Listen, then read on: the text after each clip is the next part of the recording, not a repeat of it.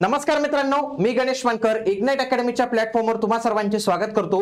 मीरा भाईंदर महानगरपालिकेमध्ये नुकतीच जाहिरात आलेली आहे। बघा, ही जाहिरात आलेली आहे आणि याच्यामध्ये जर तुम्ही पाहिलं तर खूप साऱ्या पदांचा इथं समावेश आहे। जवळपास 358 पदांसाठी ही जाहिरात आलेली आहे। याचे अर्ज भरणं हे सुरू झालेले आहे। 22 ऑगस्ट पासून अर्ज सुरू झालेले आहेत। 12 सप्टेंबर ही त्याची लास्ट डेट असणार आहे। त्याच्या आधी आपल्याला फॉर्म भरायचे। फॉर्म भरण्यासाठी सगळ्यात आधी तुम्हाला एक वेबसाईटवर जे आहे तर ते जायचंय। या वेबसाईटवर गेल्यानंतर बघा इथं 3 ऑप्शन दिसतात। टू रेफर ऍडव्हर्टाइजमेंट म्हणजे जाहिरात पहिले वाचून घ्या। त्याच्यानंतर न्यू रजिस्ट्रेशन, ही परीक्षा टीसीएस घेणार आहे। टीसीएस नुसार फॉर्म तुम्हाला भरावा लागणार आहे। मग न्यू रजिस्ट्रेशनवर तुम्हाला इथं बघा, इथं क्लिक तुम्हाला करावं लागतं। आता ते क्लिक केल्यानंतर थोडासा वेळ घेतं ते ओपन होण्यासाठी।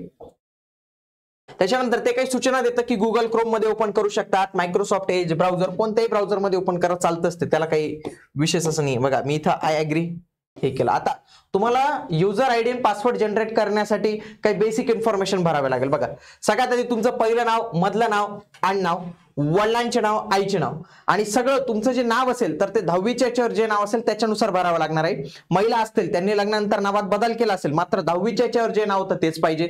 पुरुषांसाठी पण काय आहे की काहींच्या 10वीच्या याच्यावर चुकीचं झाले, जसं संदीपचं डबल ई झालं असेल किंवा आय झालं असेल तर त्या लोकांनी मात्र जे 10वीच्या याच्यावर तेच टाकायचं। पुढे तुम्हाला ऑप्शन देतात ना, ते बघा ते विचारतात have you ever change your name. मी जर इथे यस केलं तर तुमचं नवीन नाव जे आहे, बदललेलं नाव, तर ते इथं विचारलेलं आहे। म्हणजे ज्या महिलांनी लग्नानंतर बदल केलाय त्यांनी इथं यस करायचं आणि नवीन बदललेलं नाव इथं टाकायचंय। पुढे डेट ऑफ बर्थ टाकायचे। डेट ऑफ बर्थ जे तुमच्या एज्युकेशनल सर्टिफिकेटवर आहे ती टाकायची। शक्यतो आधार कार्डवरची खूप साऱ्या उमेदवारांची डेट ऑफ बर्थ ही चुकलेली आहे, म्हणून जे तुमच्या 10वीच्या याच्यावर असेल ती बर्थ डेट टाकायची। पुन्हा इथं जेंडर सिलेक्ट करायचं। बघा, मेल, फिमेल, ट्रान्सजेंडर। पुन्हा इथं मोबाईल नंबर तुम्हाला टाकायचंय, इथं पण मोबाईल नंबर टाकायचंय। ईमेल आयडी टाकायचंय। पुढे विचारलं जातं have you done graduation from Open University. विचारलेलं आहे की तुम्ही ग्रॅज्युएशन ओपन युनिव्हर्सिटी मधून केलं होतं का। जर मी ते यस केलं तर काही ऑप्शन ओपन होत नाही आणि नो केलं तरी काही ओपन होते। बघा, यस केलं तर होतं काय मित्रांनो, लक्षात घ्या की इथलं जे मॅन्डेटरी आहे 10वीची इन्फॉर्मेशन भरणं ते निघून जातं, फक्त बाकी काही नाही होतं। बघा, नो करायचं, 10वीचा तुमचा सीट नंबर टाकायचा, मंथ आणि इयर टाकायचं। त्याच्यानंतर परीक्षा केंद्र, 3 परीक्षा केंद्र चॉईस करायचे, क्लिक करायची। वेगवेगळे परीक्षा केंद्र बघा, अहिल्यानगर, अकोला, खूप सारे परीक्षा केंद्र तुम्हाला बघायला मिळू शकतात। बघा, हे एक मी सिलेक्ट केलं, आता दुसरं परत हे एक सिलेक्ट केलं, त्याच्यानंतर तिसरं तुम्ही तुमच्या पद्धतीने जे आहे तर ते असं सिलेक्ट करू शकतात। मग इथं टिक करावे लागते की हे प्रिफरन्स आहे।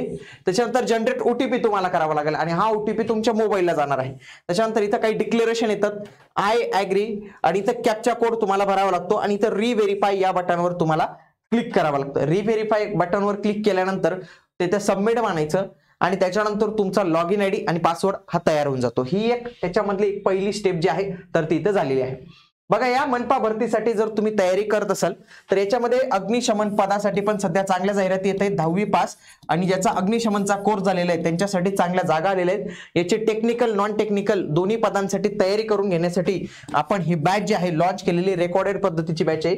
त्या पद्धतीने सरळ सेवा भरती बॅच पण आहे, जी तुम्हाला मनपाच्या जे नॉन टेक्निकल पद आहेत तर त्या सर्व पदांसाठी उपयुक्त येणार आहे। आणि कोणती बॅच परचेस करताना GM10 हा कोड यूज करत असाल तर तुम्हाला या बॅचच्या प्राइसेसवर फ्लॅट 10% ऑफ जे आहे तर ते मिळू शकतं। बघा, या सगळ्या गोष्टी आता आपण इथं बघितलेल्या आहेत। तर आता आपण याच्या पुढची प्रोसेस नेमकी कशी असणार आहे। बघा, ओटीपी केला, आता इथं तुमचं रजिस्ट्रेशन झालं। 3 ऑप्शन येतात, ऍप्लिकंट डिटेल्स, अप्लाय पोस्ट आणि हेल्प डेस्क। मी इथं क्लिक करेल अप्लाय पोस्टवर। आता अप्लाय पोस्टवर क्लिक केल्यानंतर बघा, इथं तुमच्याजवळ तुम्हाला पद जे आहे तर ते सिलेक्ट करायचं। बघा, इथं हे प्लसचं साइन आहे, इथं क्लिक करायचं। त्याच्यानंतर आता इथं तुम्ही पद सिलेक्ट करू शकतात। फॉर एक्झाम्पल इथं कोणी लिपिक टंकलेखन केलं असेल, इथंच तुम्ही सिव्हिल करू शकतात। जे काही पद असतील, फायरमॅन असेल तर ते पद इथं सिलेक्ट करू शकतात।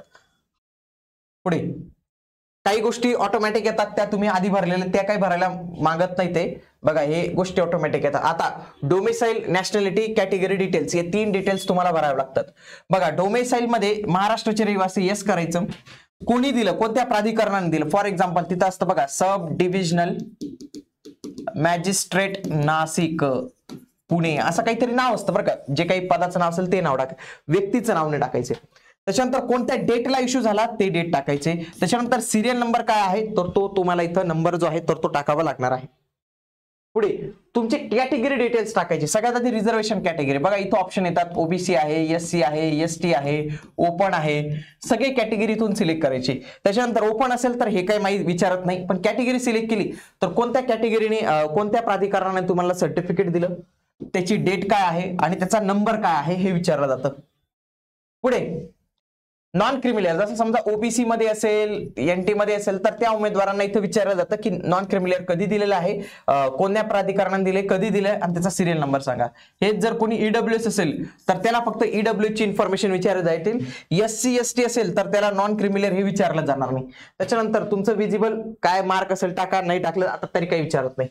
त्याच्यानंतर एक आयडेंटिटी प्रूफ तुम्हाला लागतो. बघा इथं पॅन कार्ड.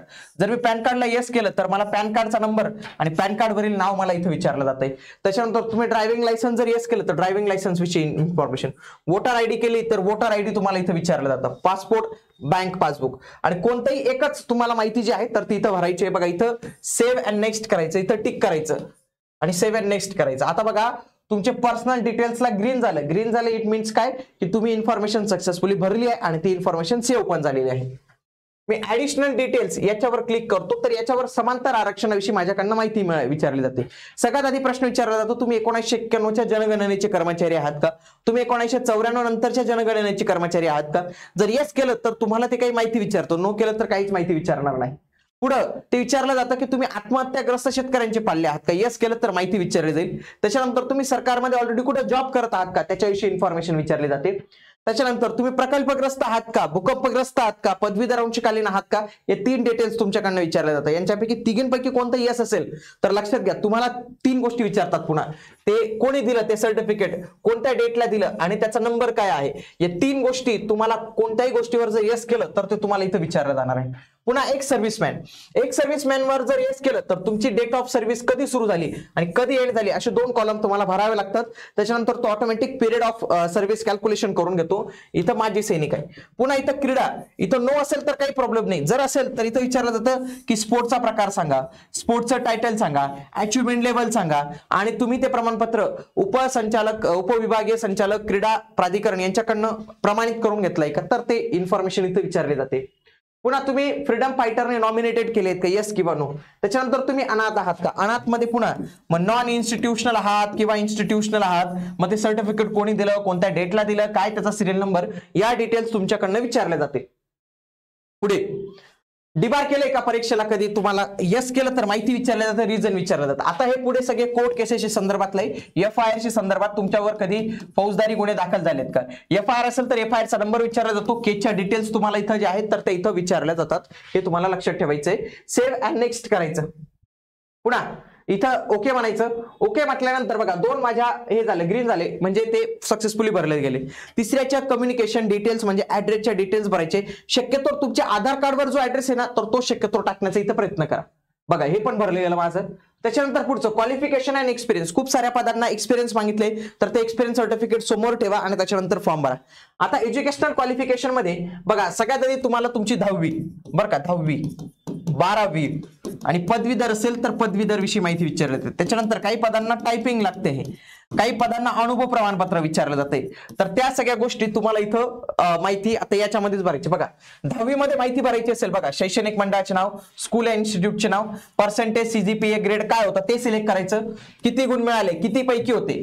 बघा सेम फॉर 12वी, सेम फॉर पदवी, same for diploma, post graduation same आहे. त्याच्यानंतर काही पोस्ट स्पेसिफिक क्वेश्चन असतात. फॉर एक्झाम्पल एखाद्या पदाला अनुभव असेल तर अनुभव मागितलं जातं. फॉर एक्झाम्पल हा लिपिकचा पेपर असेल तर विचारलं जातं की तुम्हाला मराठी भाषेचं ज्ञान आहे का, हा प्रत्येकाला असेल.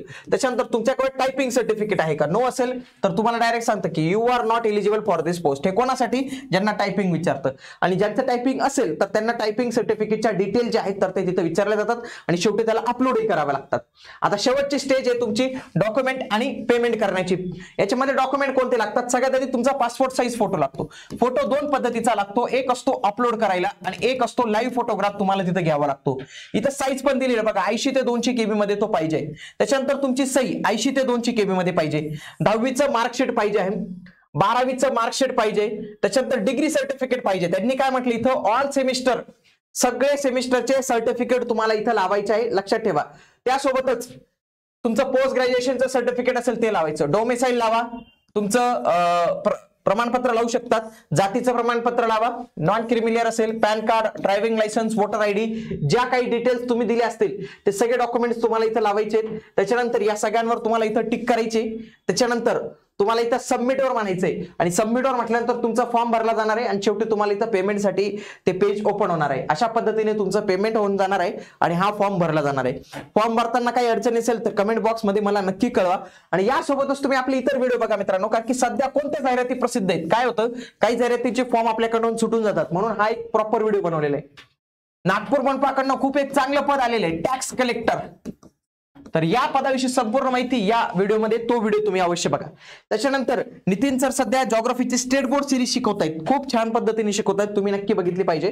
त्याच्यानंतर आपली जीके जीएस असेल, तलाठी, डीएमईआर या सगळ्या पदांसाठी अतिसंभाव्य प्रश्नसंचांचा आपली सिरीज चालू आहे. तर ती पण सिरीज तुम्ही अवश्य बघा. युट्यूबला हे सर्व उपक्रम आपले मोफत आहे, हे तुम्ही अवश्य जे आहेत तर ते बघितले पाहिजे.